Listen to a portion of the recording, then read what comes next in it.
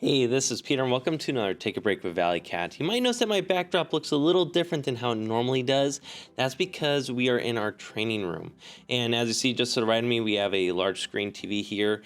And actually the experience that you're kind of seeing here is our hybrid training experience. And normally this camera that I'm working through right now is normally further back in the classroom. And it's set up for those that might want to take the class remotely. And so it allows for us to do a remote class as well as in-person class at the same time. If you want to learn more about our awesome training classes that we offer here at Valley CAD, give us a call. That'll be 559-726-2276. Or you can reach out to us. That'll be info@valleycad. So, continuing on with our What's New 22 series, I'm going to show you something that I've been waiting for SOLIDWORKS to implement for years now. And it's actually looking at the secondary mirror pattern. This is awesome. I'm so glad that SOLIDWORKS has finally brought this into SOLIDWORKS 2022 for us. And so go get your favorite cup of coffee or tea, and I'll see you in SOLIDWORKS in just a click.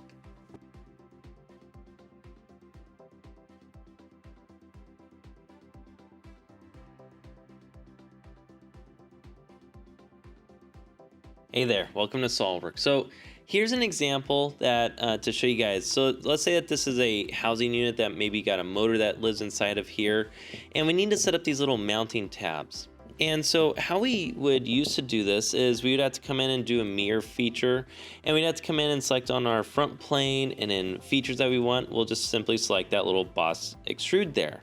And then now we'll flip it on to the other side. Then we'd have to come in and do another mirror feature, and we'll say right plane. And notice how since mirror 1 was already pre-selected, it highlighted it for me, and that came in and created my 4 mounting tabs. Really easy, right? Well, it even got easier. So as you notice, my design tree actually has 2 features inside of it. And that's fine and all, but the more features you add to your design tree, the longer it could take for SOLIDWORKS to rebuild or open or save. So figuring out ways that we can make it so that we don't have as many features in our design tree is actually a really awesome approach. So what we can do here is I'm just gonna use my rollback bar and go back in time. So we wanna make this tab show up on all sides of this part here because we want it to evenly mount onto the plate or whatever we need to mount this to. So when I activate the mirror command again here, and let's say that I come in and utilize my front plane, and by the way, I was intentional with my extrusion here to make it so that my origin is centered about my part. And there's a reason behind that for my mirroring application. So as we look at this, I said my front plane, that's what I did originally. You might be going, Peter, what's so cool about this?